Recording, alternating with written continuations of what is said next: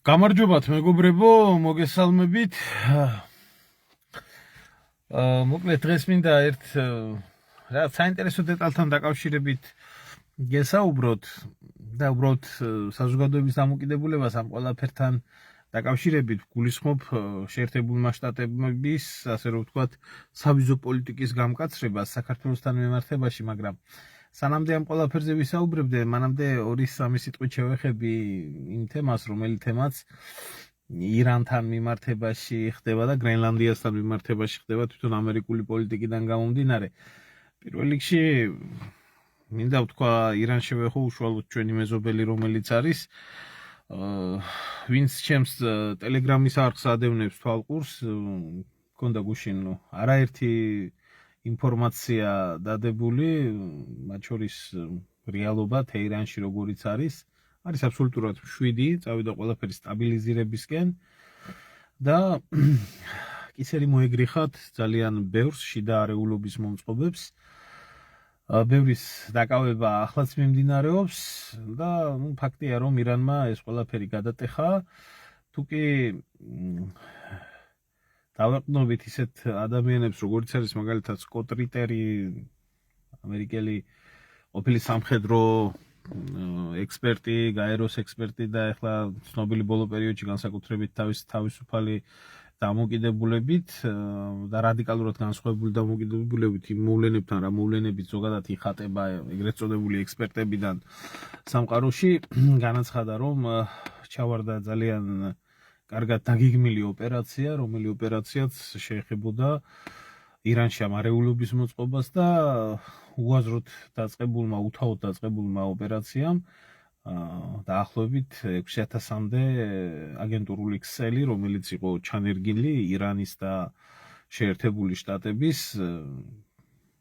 განეიტრალა. ირანმა მისცა საშუალება, რომ მაქსიმალურად გამოვლენილიყო აგენტურული სიები, აგენტურული ქსელის საქმიანობა, მათ შორის როგორც ახლა ცნობილი იშიფრებოდა Starlink-ის, ანუ ეს ილონ მასკის მიწოდებული ტექნოლოგიები და ესე შემდეგ. ერთი ფაქტი არის ის, რომ არ არის ახლა ხოცვა-ჟლეტვა, არის ჩაწყნარებული ყველაფერი, მიმდინარეობს უამრავი მოქალაქის დაკითხვა, დაკავება, მიმდინარეობს, ასე რომ ვთქვათ, ფილტრაცია სიტუაციის და ირანი ამ ეტაპისთვის შეიძლება ითქვას, რომ ამ სიტუაციაში სტაბილიზირება, რაც ჩვენთვის სასიცოცხლოდ მნიშვნელოვანი იყო, ქართველებისთვის და საქართველოსთვის, რომ ომის შემთხვევაში მთელი ნაკადები, რა თქმა უნდა, ჩრდილოეთისკენ დაიძრებოდნენ და ასე შემდეგ, მაგრამ არ შეიძლება 100% ეს ყველაფერი გამოირიცხოს, გამომდინარე იქედან, რომ ჯერჯერობით როგორც ასეთი სამხედრო მანქანის რადიკალურ, ასე რომ ვთქვათ, განეიტრალებას საბრძოლო მანქანა, რომელიც არის მომართული შეერთებული შტატების, დიდად ვერ ხედავთ, ახლა ვინც სამხედრო თემატიკასთან მეტნაკლებად ვერ ყვევით. ფაქტია ის, რომ შეერთებულ შტატებს არ ყოფნის ძალა, რომ მთელი ძალები ყავდეს თან ვენესუელაში გადასროლილი, თან ტაივანის დასაცავად, ჩინეთთან ახლოს, თან ახლო აღმოსავლეთში, მიუხედავად მისი ძლიერი სამხედრო ძლიერებისა, მსოფლიოს ყველა კუთხეში მოახდინოს შესაბამისი ადეკვატური სამხედრო პასუხებისგაცემა, ამიტომ არ უნდა გამოირიცხოს ის, რომ ეს შეიძლება დროებითი მოვლენა არის და რამოდენიმე დღეში ისევ სიტუაცია შეიცვალოს და ისევ დაიძაბოს მდგომარეობა. ახლო აღმოსავლეთი არის, ირანი კიდე ის ქვეყანა არის, რომელიც სანამ ამ რეჟიმით არსებობს, არასდროს არ იქნება ისრაელის და შეერთებული შტატების მეგობარი და არც ესენი არ იქნებიან ირანის მიმართ უფრო ლოიალურად განწყობილები. ამიტომ მოსალოდნელი შეიძლება ჩაითვალოს, რომ რაღაც დროით გადაიდო ეს ყველაფერი. აღარ გადავდივარ უკვე იმ თეორიებზე, რა თეორიებიც იქნა, ნათქვამი თუ როგორ და რანაირად, რუსების ჩარევა, ჩინელების ჩარევა და ესე შემდეგ, რა, ეს თავისთავად ბუნებრივად მოსალოდნელი იყო. ფაქტია ის, რომ როგორც გახდა ცნობილი, ისრაელმა მიმართა შეერთებულ შტატებს, რუსეთს უკაცრავად ირანთან მშვიდობისთვის რომ მას არ აქვს სურვილი ირანის წინააღმდეგ მიიღოს მონაწილეობა, ასევე ირანმაც მიიღო პაკისტანის საელჩოს მეშვეობით შეერთებული შტატებიდან დიპლომატიური არხებით ის რომ არ იქნება თავდასხმა ირანზე განხორციელებული, თუმცა მხარეებს უნდობლობა გააჩნიათ ერთმანეთში, ბუნებრივია და არავინ იცის ეს როგორ იქნება.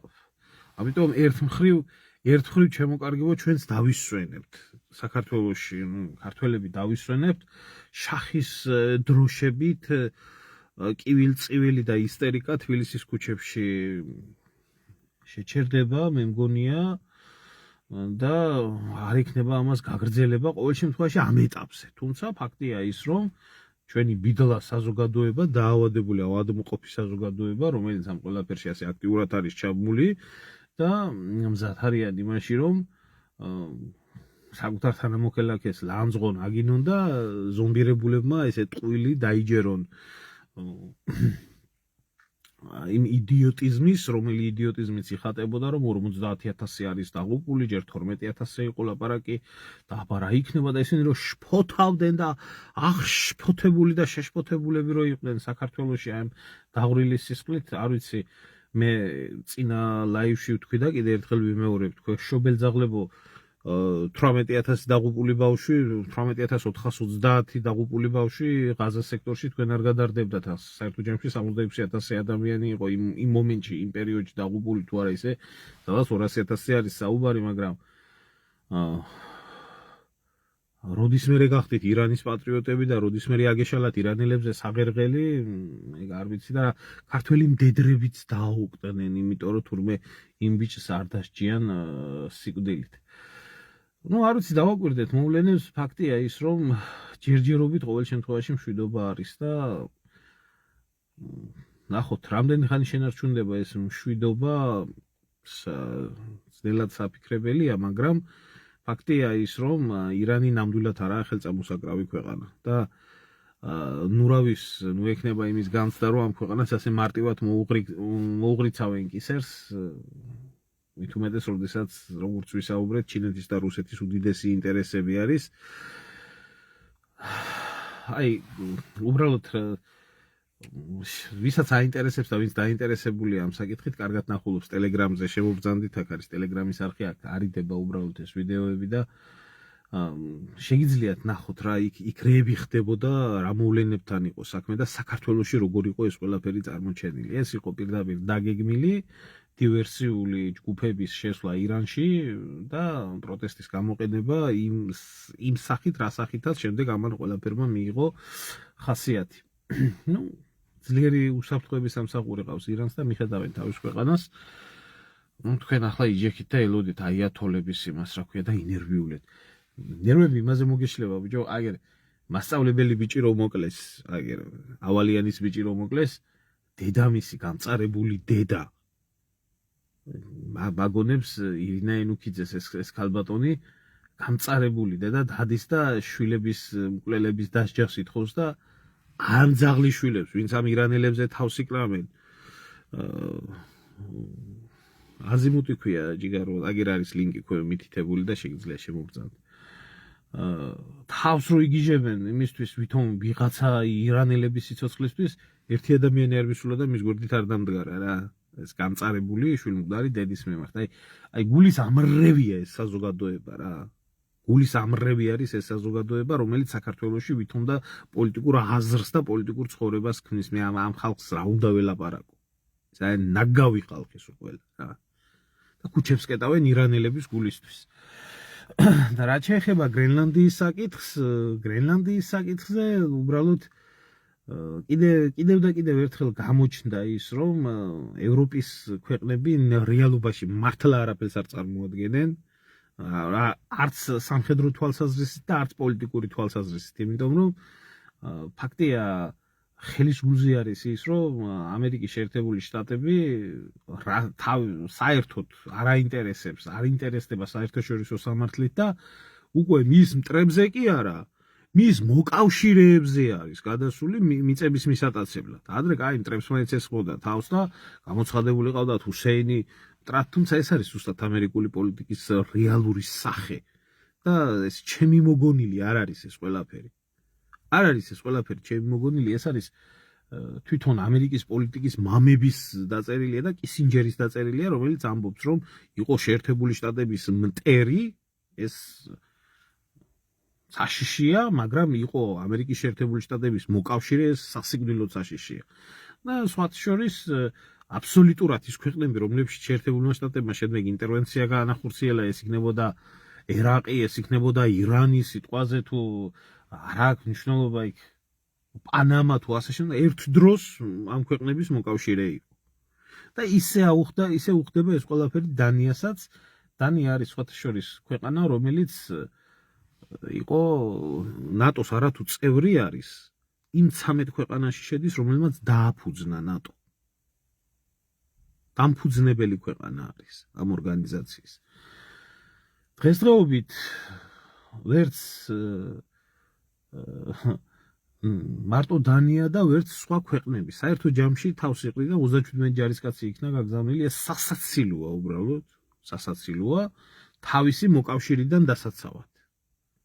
თავისი მოკავშირიდან დასაცავად ახლა დანიას უხდება ეს ყველაფერი. კიდე სხვა ბევრ ქვეყანას აუხდება და ჩვენც აგვიხდება.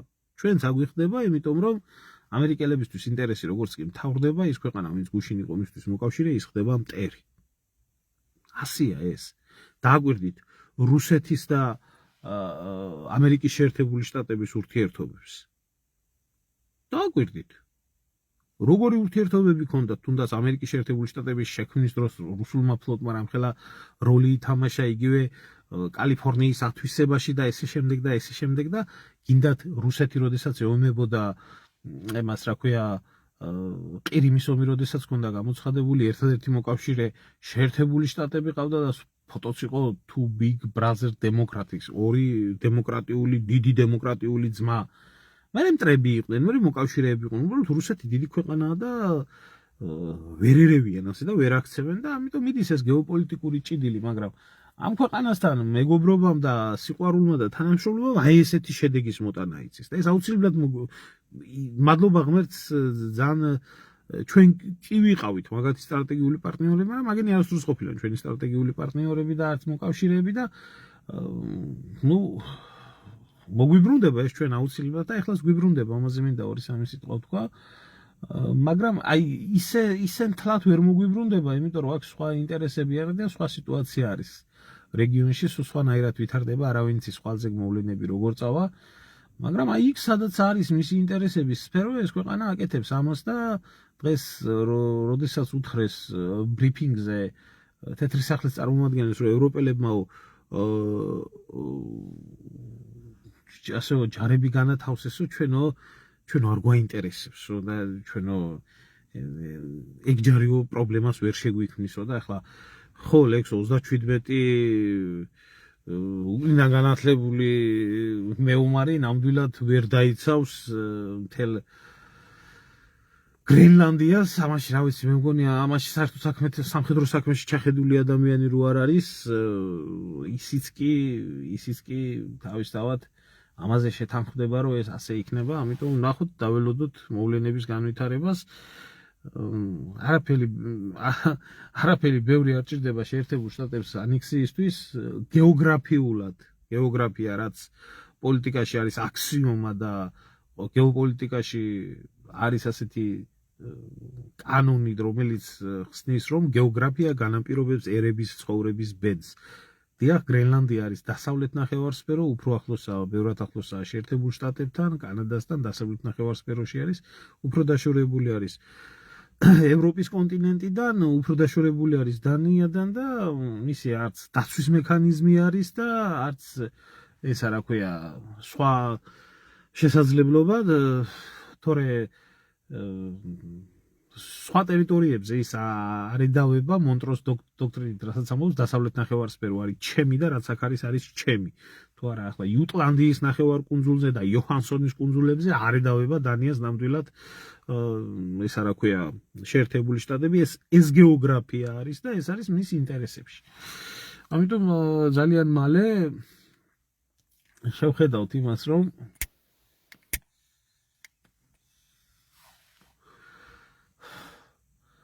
ალბათ ამერიკელები შვიდობიანად, ისე როგორც ალბათ ყირიმის ანექსია მოახდინა რუსეთმა, ისე მოახდენენ იქაობის ანექსიას, მით უმეტეს პირდებიან თითოეულ მოქალაქეს უზარმაზარ თანხას. და უკვე საუბრებში მოიხსენიებენ 52 შტატად. ასია ეს, ასე მოიხსენიებენ პირდაპირ, უკვე 52 შტატი არის. ნუ ეს არის ჩვეულებრივი პოლიტიკის აია, რომ გუშინდელი მოკავშირეა, ის შეიძლება გექცეს ხვალ მტრად. ალბათ სამხედრო გაერთიანებას, რომელსაც ნატო ქვია და ამდენი ხნის მანძილზე შექმნილი იყო იმისთვის, რომ საბჭოთა კავშირს და რუსეთს შეწინააღმდეგებოდა, აღმოჩნდა ისე, რომ ამ ბლოკის მთავარი მტერი ყოფილა რუსეთი კი არა, ეგერ შეერთებული შტატები და თავისივე მოკავშირე შეჭამს, როგორც ჩანს ყოველ შემთხვევაში, აი ესე არის.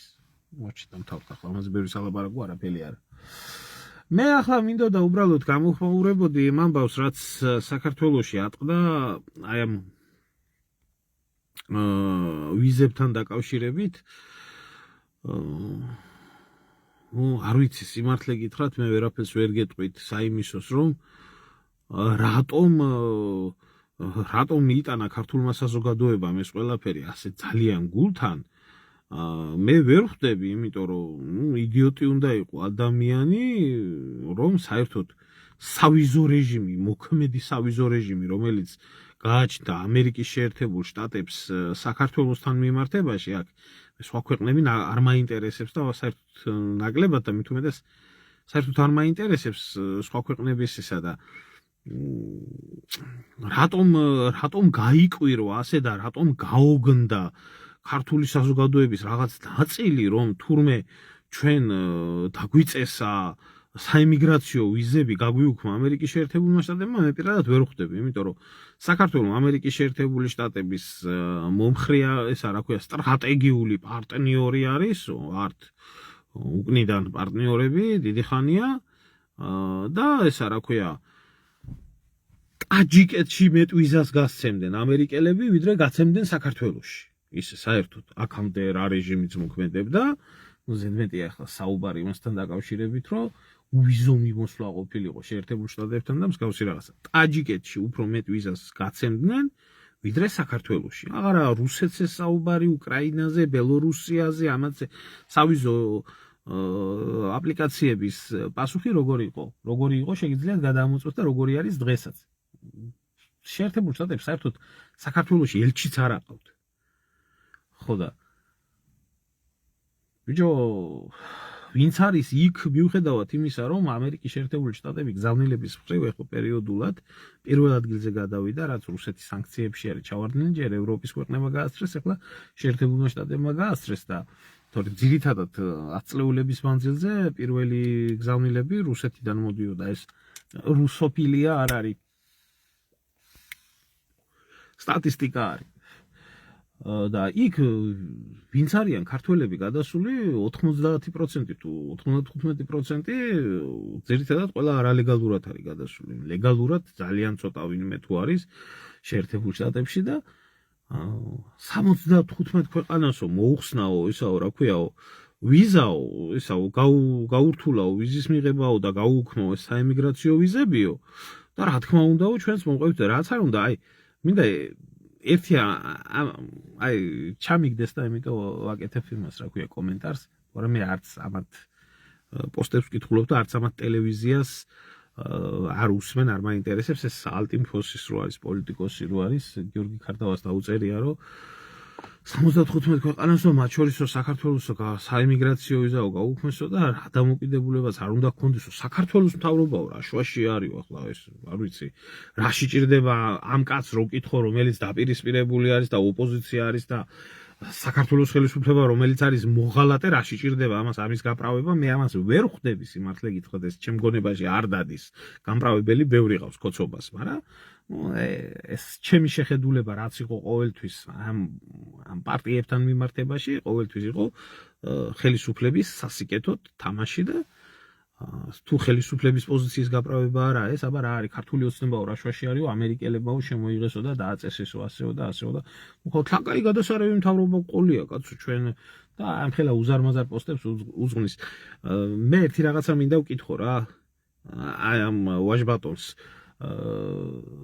ჯერ ერთი ხელისუფლების პოზიციის გაправება რაში გჭირდება ოპოზიციონერკაც მე ამას ვერ ხვდები და მერე და მეორე შენც და ყველას ვეკითხები ვინც ამ თემაზე ლაპარაკობს და ამბობს რომ 75 ქვეყანას გაუქმეს ვიზები და ესა რა ქვია ჩვენც ნუ გაუქმეს გაცემა ვიზები საიმიგრაციო რა თქმა უნდა ჩვენც თუ გაგვიუქმეს მერე რა მოხდა ბიჭო პოლიტიკოსი კაცი ხარ რო კითხოს კაცი შემოვარდებიან ალბათ ამათი სექტა და წავა ისევე კივილწევილი როგორც ჩვევი პოლიტიკოსმა კაცმა იმდენი უნდა იცოდე რომ დანარჩენ 74 ქვეყანას რომლებსაც ეს გამკაცრებული რეჟიმი შეეხო არა აქვს იმდენი სისხლი დაღვრილი ამერიკის შეერთებული შტატებისთვის არა აქვს იმდენი გაკეთებული შეერთებული შტატებისთვის რამდენიც აქვს საქართველოს გაკეთებული 45 ჯარისკაცი არის დაღუპული იმაში რა ქვია ამერიკელების მისიებში 500-მდე ჯარისკაცი არის დაჭრილი დაინვალიდებული და ამპუტირებული აქვს ზოგს ფეხი ზოგს ყელი ეს მყავს ძმაკაცი რომელიც დაჭრილი არის ავღანეთში ომში და დაღუპულიც ამყავს ძმაკაცი ერაყში რომ მსახურობდით იქ და ამდენი სიმწარე არც ერთ-ერთს არ განუცდი ხო და 74 ქვეყანას რო ისე ექცევა როგორც ექცევა და 75 საქართველოსაც რო ისე ექცევა აქ და არასწორი პოლიტიკის შედეგი არის და არასწორი დამოკიდებულება არის და უთავმოყარეო აი ჯო ბაიდენზე უკეთესი ურთიერთობები ხო აქ დღევანდელ ხელისუფლებას და რაღაცა ისა ქოცების გამправებული პოსტი რა არ გამოვა თქვენ გამიძია თქვენ არც პოლიტიკოსები ხართ და არავინ არა ხართ პიარ ჯგუფი ხართ ალბათ რომელიც საშველად გამოდიხართ როცა ხელისუფლება სჭირდება და ამას ეძახით პოლიტიკას ასია ეს თუ არა რაღაცაში უნდა კომპენსირდებოდეს და უნდა კონვერტირდებოდეს ის რომ ქვეყანა რომელიც უნდა განსხვავდებოდეს იბრძვის შენთან ერთად რომელიც გითმობს მის საჰაერო სივრცეს მის ტერიტორიულ სივრცეს რომელიც გიწყობს ხელს და მინიმუმ ავღანეთში იმას რა ქვია მსახურის გამო 8 მილიარდის შეღავაც უკეთებს საქართველოს შეერთებულ შტატებს გაუკეთა ყოველ შემთხვევაში ამ ბიჭების სიცოცხლეზე ზედმეტი არის ლაპარაკი მადლობა ძმაო მოლოცვისთვის, მაგრამ არა, ჩემი მანქანა შემოგევლი არც ახალია და არც ძველია, საერთოდ არ მყავს მანქანა, აგერ მეგობრის მანქანაში ვიმყოფები და იქიდან წერ უბრალოდ ამ იმას. ისე მადლობა, კაია, გიყივლოს ენამ იქნება, მომეცეს მაგ საშუალებაც. ხო და როდესაც ახლა გამოდიხარ და კაცი პოლიტიკოსობაზე ლაპარაკობ, დავდები ჯიგარო დადებულია დღესდილას დადებულია და შეგიძლია ჩამოვხვიდო და ნახო. YouTube-ზეც არის ეგ ვიდეო და აქაც ქალბატონ დენიზასთან დაკავშირებით. ვრცელი ვიდეო არის საათნახევრიანი. ხო და აი ამას ვამბობდი რა, აი ამას ვამბობდი. აი ამას ქვია უბრალოდ ხელისუფლების პიარ სამსახური და ხელისუფლებისთვის ხელის გამართვა, აი საზოგადოებრივ განწყობაში თუ რა, თქვენი პოლიტიკის საქმეა ეგ მე არ მეხება და არ ეხება ეგ რა ვიცი მე მგონია არც თქვენი პარტიის საქმეა როგორც წაიყვანთ ამ ყველაფერს მაგრამ საჯარო პირები ხართ პოლიტიკაში ხართ რო გკითხოთ კაცმა და თქვენ გაკეთებულ განცხადებას და თქვენ გაკეთებულ ასე რომ ვთქვათ შეხედულებას ისეთივე პასუხი მოყვება როგორი პასუხიც მოყვება ნაცების გაკეთებულ განცხადებას ქოცების გაკეთებულ განცხადებას და დანარჩენების მიმართ გაკეთებულ განცხადებას ეს არ ახარ თქვენ ვიღაცა ახლა პერსონალური პირები რომ ეს თქვენი მოსაზრება იყოს ანუ პოლიტიკაში თუ ხართ კეთილი ინებეთ და აიტანეთ ის კრიტიკაც და კეთილი ინებეთ და აიტანეთ ის შენიშვნაც თქვენი გაправება არ ჭირდება ხელისუფლებას მაგრამ ალბათ ჭირდება რა და ალბათ იმიტომ ახორციელებთ ამ ყველაფერს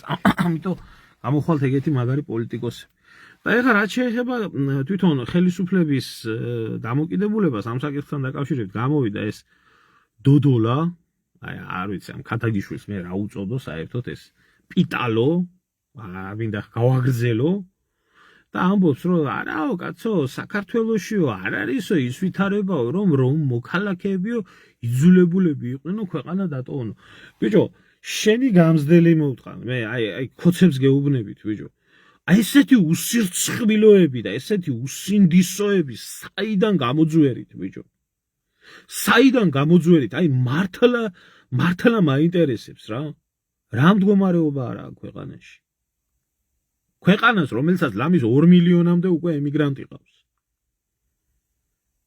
ქვეყანას, რომელსაც სრულიად მოხსნილი აქვს ყოველგვარი პასუხისგებლობა საკუთარი მოქალაქეების მიმართ. აი სრულიად. და აი უბრალოდ 2020 თუ არ იცის აჩვენეთ ამ სირს ამ იმას, რა ქვია, ვიღაცამ ქოცებმა ჩაუგდეთ კაცო ეს. აი რა 2025 წლის მონაცემები არის. 2025 წლის განმავლობაში საქართველოში შემოვიდა 3 მილიარდ 600 მილიონი ამერიკული დოლარის გზავნილები ქვეყანაში. ბიჭო, აბა ამ ხალხს რა მოძრავებს და ეს ხალხი რატო არის გაქცეული და არა თქვენ უკაცრავად ახლა თქვენ ქოცები იმას ამბობთ რომ კიო ახლაო ისინიო მის ოჯახებს უგზავნიანო აი ბიუჯეტში ხო არ აგზავნინო ანგარიშის ნომრები დაწერეთ მაშინ ქოცებმა და მოთხოვეთ ამ გაჭირვებულ ხალხს ემიგრაციაში რომ თქვენ გირიცხონ პირდაპირ ფული და მაშინ გახდებით სირმა მათიკაშვილმა რო გააკეთა განცხადება და ამიო აბა რა მდგომარეობა სამუშაოები და ქარხნებია და ანაზღაურება ისე ჯერ ვინც მუშაობს ბიჭო ხო სისხლი აქვს საქართველოში გამშრალი გინდა შრომის პირობებით აიღე და გინდა ანაზღაურებით აიღე. ხო სისხლი კაპიკებს უხდით ხალხს და იმაშიც სისხლს წოვთ. ხო, ნუ ეთყობა ახლა რა ჩათლახიც იყო ახალგაზრდობაში, სიბერეშიც ის ჩათლახი არის. მერე და მეორე, ბიჭო, მთელი თქვენი პასუხისმგებლობა თქვენი მოქალაქეების და საქმეების მიმართ სამუშაო ადგილების შექმნის მიმართ, არსებობის სოციალური პირობების მიმართ საერთოდ მოხსნილი გახდა. გადაიხვეწა ეს ხალხი წმამდას იქეთ და საკუთარ ოჯახებს ავად თუ კარგად რაღაცნაირად ინახავს და არსებობს. და არსებებენ ოჯახს. აგერაა სტატისტიკაში. ვიღაცა არაბის ფულზე რო პრობლემა არ აქვს. ესო რა ქვია 6 მილიარდისო ინვესტიცია შემოდის. მარტო ბოლო 3-4 წლის მანძილზე 15 მილიარდი აქვს ქართულ ემიგრაციას საქართველოში ოჯახებში გამოგზავნილი და არ ივსება ეს ოჯახი ხრამია საქართველოში და ეს პრობლემა არ მთავრდება და არ მთავრდება ეს გამოდის არაო პრობლემა. ეხლა აღარაფერს ვამბობ კონკრეტულად იმ ამბავთან დაკავშირებით, რასაც ქვია საქართველოსთან გაქცეული ხალხი, იმიტომ რომ საქართველოში დარჩენილი იყვნენ თქვენი სამედიცინო სისტემა გაანადგურებდა და მოკლავდა ადამიანებს. აბა რა პირობებია საქართველოში? რა პირობებია მე ვერ ხვდები. ასე გამდიდრდით ხალხო. რა ვიცი მე ვისაც ხედავ მორბის და ზოგი კიდე გამოქცევაზეა და ყველა იმაზე არის ვინ წამოიყვანოს თავისი და ოცნებობენ რომ რამენაერად თუ მოახერხეს რაღაცა ევროპული საბუთის გაკეთება რომ იქ ჩამოვიდნენ და აქ წავიდნენ და რაღაცა წელიწადში ერთხელ მაინც ოჯახი ნახონ ეს არის ქართველი კაცის რა ვიცი სანუკვარი ოცნება გამხდარი. არა, კაცო, ამ კი გასაგებია, ახლა გადაგიშვილო, შენთვის რო არ არის, შენ რო არ გაინტერესებს. შენ ოჯახს რომ მაგის პრობლემა არ აქვს და თქვენ ოჯახებს რომ მაგის პრობლემა არ აქვს, ქოცებს ამ დასირებული ქოცების ოჯახებს მე მესმის. მე მესმის რომ თქვენ მაგის პრობლემა არ აქვს. იმიტომ რომ სახელმწიფო ბიუჯეტიდან 16,000, 12,000, 10,000 ნაკლები ხელფასი, არავის არ აქვს ოფიციალური ხელფასი, თითქოს ხელფასზე ცხოვრობდეთ თქვენ ძაღლიშვილებო თქვენ. ხო და გამოდიხართ ახლა და ხო იცი მაზღარს ყველა მაზღარი ეგონაო და ბოზს ყველა ბოზი ეგონაო და ჩათლახს ყველა ჩათლახი ეგონაო გამოდიხართ და აბა რა მდგომარეობაა საქართველოში. ეთანხმებით თომა კი ბატონო მასი არის საკუთარი კუჭიდან რაშია საქმე იცი შემოგევლე საკუთარი კუჭიდან შეიძლება ვიღაცა რიგითმა ადამიანმა გაზომოს ხო ახლა შტერების მეტი რა არის მაგრამ ელემენტარულ კითხვას ვსვამ როდესაც შენ ჩინოვნიკი ხარ და როდესაც შენ იცი რომ შენ გაქვს 12,000 და 13,000 ხელფასი და რომ შენ კანონმდებელმა 1999 წლის მერე შევარდნაძის დროს მიღებული მინიმალური ხელფასის ცნება, რომელიც არის თვეში 20 ლარი მინიმალური ხელფასი. ვერ შეცვალე, იქამდე ვერ მიხვედი. და ხალხს უბრალოდ, გასაგებია მეც ვიცი რომ ეს არ ხდება. მაგრამ 20 ლარი რო არის ხელფასი. 20 ლარი რო არის ხელფასი კანონით და მთელი თვე რო ამუშაო ადამიანი და იმანაც თანხმობა რო გაგიცხადოს და მინიმალური ხელფასი 20 ლარი რო გადაუხადო და თანახმა იყოს, რო იცი რომ შენ ამით კანონი არ ირღვევა. როგორ გამოდიხართ ამას როგორ ამბობ? მაგრამ თქვენ ქოცებს სინდის ნამუსი უკანალში გაქვთ. თავარია ბიძინას ზებრა ყავდეთ, კარგად და პინგვინი ყავდეთ, კარგად და ვინმე ბიძინას თვის ღერი არ ჩამოუგდოს და არაუფრინოს ბიზია და თანარჩენი რაში გაინტერესებთ და რაში გეხებათ. რაღაცა პასუხისგებლობა ხომ უნდა გქონდეს ამ ხელა საჯარო პირი ხარ და ამ გაჭირვებული გაღატაკებული ხალხის ხარჯზე ცხოვრობ. რა სასწავლი ამ ხალხს ჭკუას. აი ამ მნიშვნელობა აქვს ძმაო. ხვალზე ისევ გამოჩვიდებიან და ღმერთო და ლოცები ძინაო დაიძახებ. ეგ არის ახლობა. ეგ არის უსინდისობა. რასაც შენ დაგწყევლიან და შეგაგინებენ ახლა ემიგრაციაში გამწარებული ქართველობა ერთი არ აქცდეს. არც შენ ოჯახს და არც შენ ტაშის დამგვრელებს.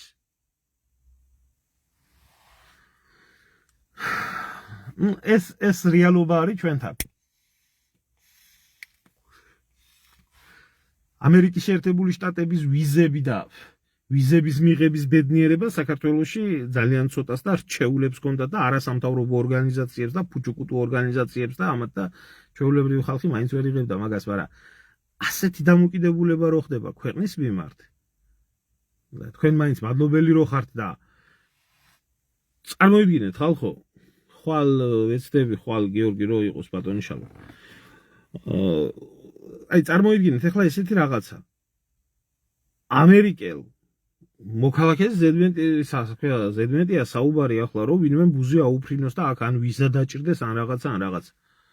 ხელშეკრულება არის ისეთი ამერიკელებთან გაფორმებული რომ ამერიკელი სამხედროებს საქართველოში შეუზღუდავად აქვთ იარაღის ტარების უფლება, ჩვეულებრივი იმუნიტეტი, კაცი რომ მოკლას ამერიკელმა სამხედრომ საქართველოში. კაცი რომ მოკლას პირდაპირ ქუჩაში, აშკარა ფაქტზე. ქართულ პოლიციას მის დაკავების უფლება არ გააჩნია. კანონმდებლობა არის ეს ჩარჩო ხელშეკრულება, რომელიც გაფორმებულია შეერთებულ შტატებს და საქართველოს შორის და ნულის დონის უფლებები არის, ეს არის სუფთა პირდაპირ კოლონიის და იმისი რა ქვია, კოლონიზატორის უფლებები დადებული. არც ეთყობა ეგიც ქარდავა მეგიც არის ის და იქნება გადაახედოთ, იქნება ჩაახედოთ ამაში ალტინფოს იმას რა ქვია. მცოდნეებს და მე გააკეთოს ამერიკიანი განცხადებები. ჩარჩო ხელშეკრულება არის გაფორმებული შეერთებულ შტატებთან, ამერიკელი სამხედროები საქართველოში სარგებლობენ განსაკუთრებული იმუნიტეტით, რომელიც განსაკუთრებული იმუნიტეტით ითვალისწინებს იმას, რომ სამართალი, ქართული პოლიციის სამართალი არ ეხება ამერიკელს.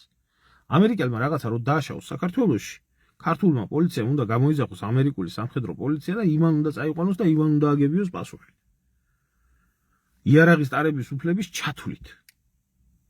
და როდესაც შენ გაქვს ასეთი ხელშეკრულება და ის ელემენტარული საემიგრაციო ვიზასაც გიუქმებს, ну ფაქტია ახლა ხო შენ ხარ მონა და ისაა შენი ბატონი.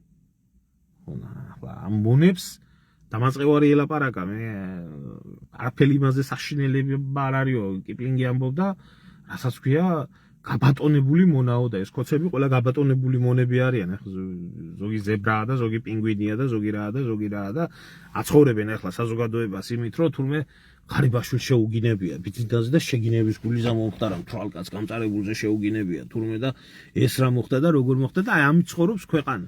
და გეუბნებიან რომ შენ გაქვს აწყობილი ცხოვრება. მოხდა ქალბატონო, მოხდა კი ბატონო დიპლომატებზე, ზედმეტია ახლა დიპლომატები ზოგადად ყველა ქვეყანაში დიპლომატიური იმუნიტეტით სარგებლობენ, დაუშვათ ესეთი რაღაცა, მაგრამ მოხდა ის, რომ ამერიკელ სამხედროებს მოუვიდათ საქართველოში ჭხუბი და დანით დაჭრა ქართველი ბიჭი, მაგრამ ქართულმა პოლიციამ ვერ დააკავა. ამერიკელებმა წაიყვანეს და ეს ფაქტი მიაჩუმათეს. აი ამ მდგომარეობაში ვიმყოფებით და რა აზრი აქვს ესეთ ქვეყანასთან იმას რა ქვია შენ ჭირიმე შენ გენაცვალეს. მინიმუმ როგორც თვითონ გექცევა, ისე უნდა ექცეოდე შენს და რათაც მეტი ადრე იქნება ღირსეული დამოკიდებულება გაჩენილი ქართველების და ამერიკელების ურთიერთობაში, მით უფრო უკეთესი იქნება ჩვენი ქვეყნისთვის. იმიტომ რომ ამ ხალხს ადრე იცოდნენ თქვა რუსები უმადურები არიანო ხარი რო დაუკლაო არ ახსოვს ხარი კი არა ამერიკელებს ხალხის დაუკალით ამდენი ახალგაზრდობა შევაწყვიტეთ ამ ხელა შეღავათები გაუკეთეთ ამდენი საშუალებები მივეცით და ვიზის გაცემაზე ტაჯიკეთზე დაბლა ვიდექით ყოფილი საბჭოთა კავშირის ქვეყნებში თამოყარეობა როცა არ აქვს ადამიანსთან როცა შეგნება არ აქვს და ზრდილობა არ აქვს და ის არ აქვს და ეს არ აქვს ზედმეტია ლაპარაკი პირი ქონდათ დაღებული ამერიკის ელჩმა იგი თქვა ამერიკის ელჩი ასე იტყვის ამერიკის ამ ბიზნეს არ შეეხვეს ამერიკის ელჩი მანამდე როგორც უნდა და იმხობდა თავზე ყველაფერს იგივე ამ რეალობამდე და ეს არის უთამოყარეო პოლიტიკა და ახლა ბიძინა ივანიშვილს და ქოცებს გონიათ რომ რათაც მეტი ესე იგი კოჭის გამგორებლები იქნებიან ყველას მიმართ მით უფრო უკეთესად დაფასდება მით უფრო არაფასებენ უთამოყარეო ადამიანებს საერთოდ არსად რა ვიცი დარჩა ძმაო დარჩა მინიმუმ ის ხალხი მაინც დარჩა ვისაც წასვლის თავი არ აქვს და საშუალება არ აქვს თუ არა რო ნახო ის ემიგრაციის ამბები იქ მექსიკის კედელთან რო გადადიოდნენ 65 და 68 წლის ხალხი გადადიოდა ამერიკაში საემიგრაციოდ იმიტომ რომ არაფრის შანსი არ ქონდათ საქართველოში და ასე გაამწარეს მოსახლეობა და თურმე არ ყოფილა ამის პრობლემა აი ამის თქვა მინდოდა ჩემო კარგებო დაგიმშვიდობებით ახლა ისედაც ბევრი ვისაუბრე აღარ შეგაწყენთ თავს და რა ვიცი დაველოდოთ მოვლენების განვითარებას და ნახოთ ერთი რა სიტუაციები იქნება